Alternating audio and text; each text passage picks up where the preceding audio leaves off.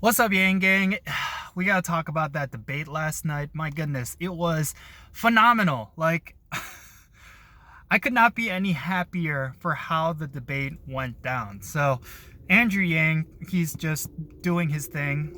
I'm so happy about that. I think a lot of people were saying that he's basically just saying the things he's been saying throughout the entirety of his campaign. And that's literally what he needed to do. He needs to present his campaign, his policies and his goals to the American people. And I feel like millions of light bulbs went on throughout the entirety of last night. Like, Americans are waking up to the fact that we have a lot of job loss due to automation. We have a lot of real problems in America right now. And Andrew Yang is the only candidate addressing them. This is why I was so happy with the debate last night, mainly because if you think about the questions, if you think about the focus of the debate, it really threw a curveball to so many people on that debate stage except for Andrew Yang. Why? And it's because, they were talking about job loss, they were talking about automation, they were talking about all these different issues that only Andrew Yang was really talking about, and maybe Bernie Sanders and Elizabeth Warren here and there, but they're not taking automation seriously. Like, you heard Elizabeth Warren. She thinks it's trade policies when the data, there was this article immediately after the debate by the AP. They were basically saying, like, when you look at the facts, it is not trade policy. If you talk to any economist, it's not trade policy. It's automation and robots. And Andrew Yang has been saying this throughout the entirety of his campaign. He's been saying how Amazon is just eating up all of these retail jobs. They're closing down malls and they're having these fulfillment centers with just a bunch of robots and not immigrants. Like, America is finally starting to wake up to this whole thing, and I am so excited about it. The fact that, the mods, Anderson Cooper, big shout out to all of you guys for bringing this to the forefront of the debate, because honestly, other than Andrew Yang, this is what I've been saying. If Andrew Yang is the only candidate talking about this stuff and he wins the nomination, it's a win for America. If all of the other candidates start talking about this and they start addressing it, and one of them gets the nomination, it's a win for America. What I would love is for Andrew Yang to win the nomination, or someone who sounds exactly like him. It has nothing to do with Andrew Yang. It has more to do with these issues, and I really feel like that is what happened at the debate yesterday. It's just, oh my goodness. I'm so happy by the fact that stuff like the federal jobs guarantee was addressed and the wealth tax was addressed, because these are things that I have been really concerned about, mainly because they're just everyday politics, right? Like Bernie Sanders, I love him to death, and I feel like everything that Bernie Sanders is fighting for is exactly what America needs to be fighting for. But his solutions are just very outdated, and Andrew Yang definitely showed that last night. He definitely just revealed to America why he is the only candidate with the viable solutions. And you see the haters online, you see the Bernie supporters, you see the Elizabeth Warren supporters coming out in full force, talking about how, the VAT is regressive. They talk about how, the UBI is not going to work. Just ignore that noise, mainly because if you think about it, a VAT in combination with UBI is completely progressive.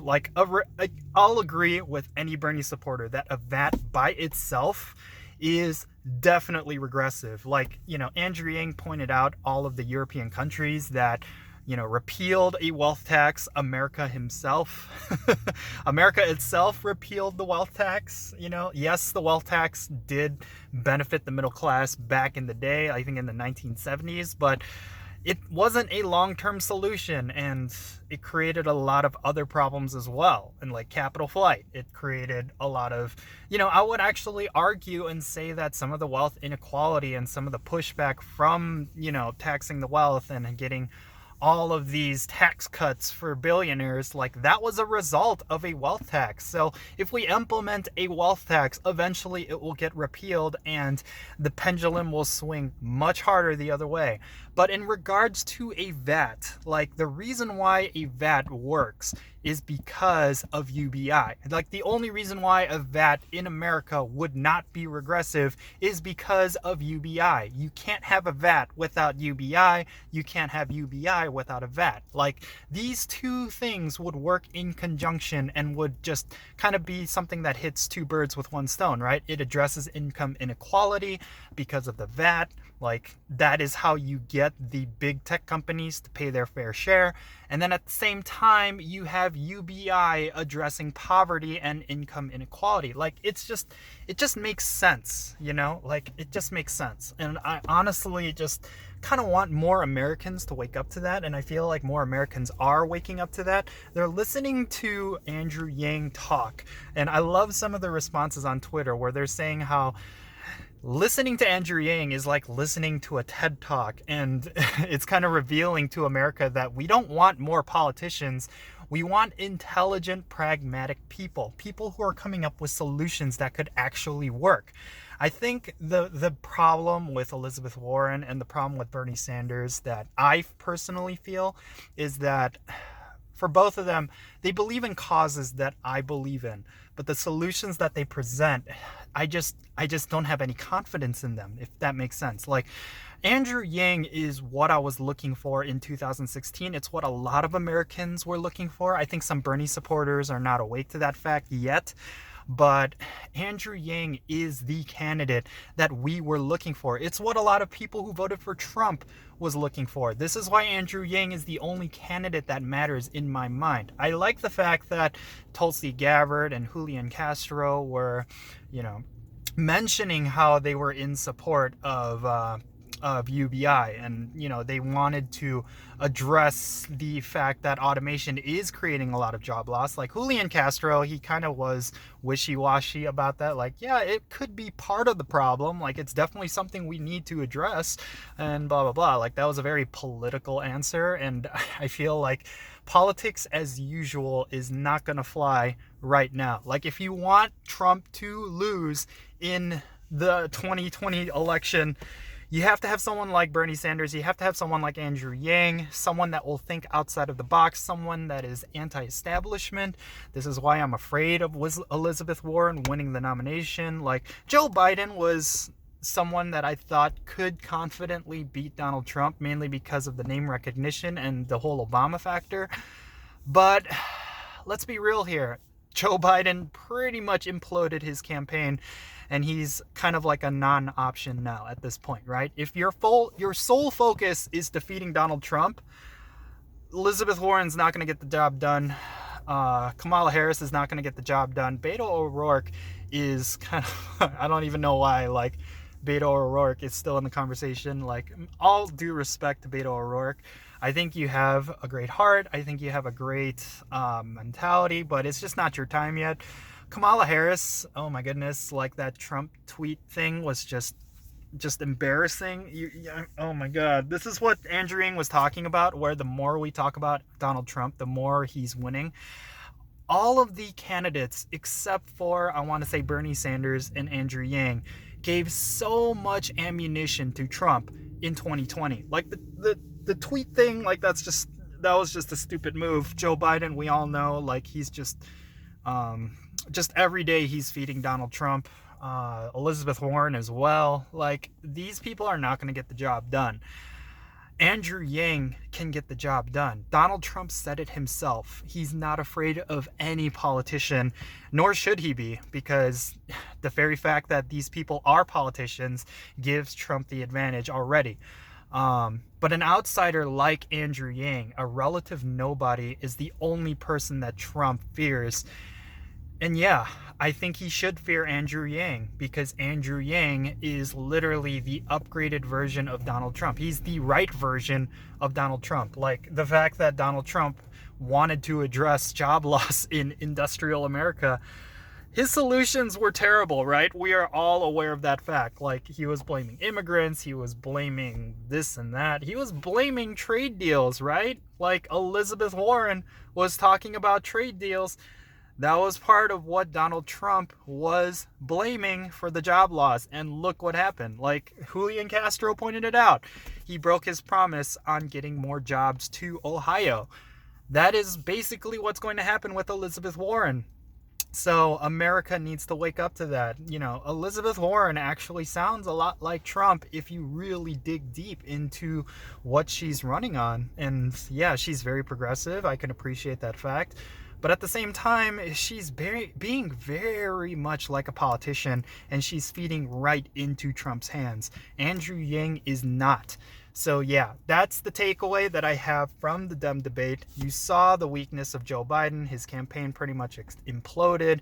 Pete Buttigieg actually surprised me. I was like pretty much writing off Pete Buttigieg, and he actually did a pretty good job establishing himself. I don't think he's going to win the nomination because much like a lot of the other candidates, unfortunately, like Bernie Sanders, I hope Bernie Sanders sees a big surge. I've been saying this for a long time now. Sorry, I keep going off on tangents, but I feel like a Democratic nomination, a Democratic primary where it's between Bernie Sanders and Andrew Yang, I think that's a win because these are the only two candidates that could beat Trump, and the data proves that. But Pete Buttigieg, like many of the other candidates, they're kind of flatlining. And I feel like Bernie Sanders was flatlining for a while, but I really think he won over. And he's going to gain a lot of momentum from this night, which I'm really happy about. But Pete Buttigieg is flatlining. But I really appreciated the fact that he established himself. Lately, he's been kind of going against the establishment, you know, talking about, I don't know if it's in a positive way, but he was talking about how he's not afraid to take big donors some money, but at the same time, that's just kind of feeding into this narrative that big donors basically control government. So is he kind of admitting to the fact that, yeah, I'm willing to take money from pharmaceutical companies, I'm willing to take money from tech companies so that they can continue to have a stranglehold on America, but at least it'll get us the win, right? Like, no, Pete, that's not what America wants to hear. But in any case, yeah, like, I like Pete Buttigieg. I thought he was very impressive. I just don't think he's going to win. He might win over a couple of Joe Biden voters, you know, people who really saw the campaign crumble. My God, Joe Biden, like, what are you doing, man? Like, trying to mansplain and take credit for Elizabeth Warren's signature proposal? Dude, that was a very bad look, dude. Like, you're not doing your campaign any favors by just screaming and flailing around up there. Like, you're done. You're done. Like, what, $8 million cash on hand? Really?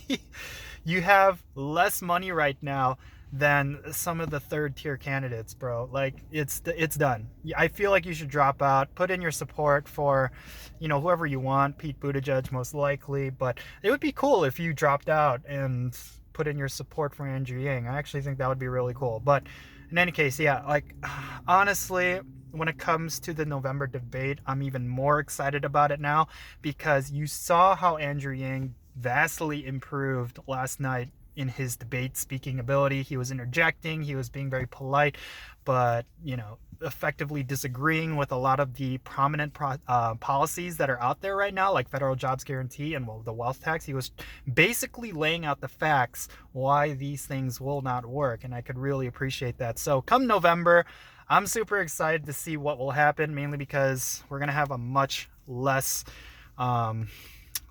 we're just going to have a lot less fluff. I feel like Andrew Yang really made a statement yesterday, so I feel like he's definitely going to be getting a lot more exposure, a lot more questions come the November debate.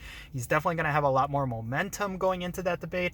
And then on top of that, there's only going to be, like 8 candidates, so you're going to see a lot more speaking time all around. And Andrew Yang is not the type of candidate to go, like, directly at Warren.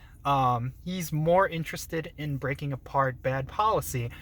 And I think that's really important. Like, I would rather him do that than talk about Elizabeth Warren's character, because the American people can see that for themselves. We don't need Andrew Yang to tell us that. So I want him to focus on a lot of the policy stuff that's been going on. A lot of the misinformation out there about federal jobs guarantee, $15 minimum wage, the wealth tax, like this stuff needs to be addressed. And I'm glad Andrew Yang is doing that, but at the same time presenting his own policies. So yeah, that's my little spiel. That's my reaction to last night's debate. Really exciting stuff. If you are in the Yang gang, we are in a good place. If you are if you're a Berner, you're a Bernie supporters, like, yeah, you had a good night too. But if you're Elizabeth Warren supporter, I guess she did okay. She came out unscathed, and that whole thing from Biden at the end, like, that was actually really good for Warren. So yeah, props to Warren supporters. You guys had a good night as well. But everyone else, my God, you guys are in trouble. Honestly, I think every candidate, like Tulsi Gabbard, is phenomenal, right? Like, she deserves way more support than she is getting. She deserves way more exposure than she is getting. She's kind of like the foreign policy version of Andrew Yang, you know? But yeah, every other candidate, I don't see a winning path, you know, like, yeah, that's really unfortunate. I really hope the November debate is between the big four: Andrew Yang, Bernie Sanders, yeah, I guess Joe Biden. By then he'll still be relevant, but yeah, it's going to be interesting. I'm really excited about the future. But yeah, hopefully you guys had a good debate, and you know, let's talk about it. Just tweet at me, leave a comment down below. Yeah, so that's it.